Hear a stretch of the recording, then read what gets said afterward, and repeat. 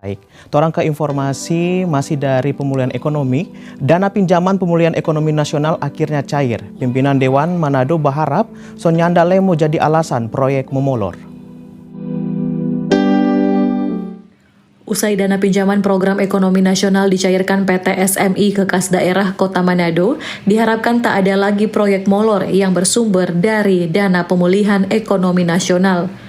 Wakil Ketua DPRD Kota Manado menyarankan SKPD yang sementara melakukan pekerjaan proyek segera memanfaatkan dana PEN agar pekerjaan proyek selesai tepat waktu.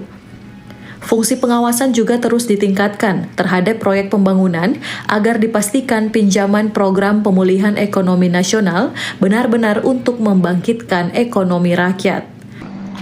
Terima kasih. Setelah mendengar apa yang dikatakan oleh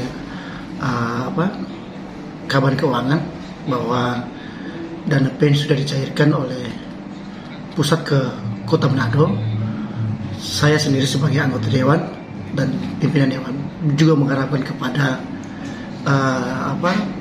dinas-dinas yang terkait yang menggunakan dana PEN dalam pekerjaan, diharapkan agar supaya tidak lagi ada alasan untuk tidak melakukan pembayaran, apakah pembayaran uang muka ke para kontraktor atau pekerjaan-pekerjaan apa yang menggunakan dana PEN yang mungkin tadinya belum dicairkan, bisa molor, tapi sekarang sudah dicairkan, tidak ada alasan lagi untuk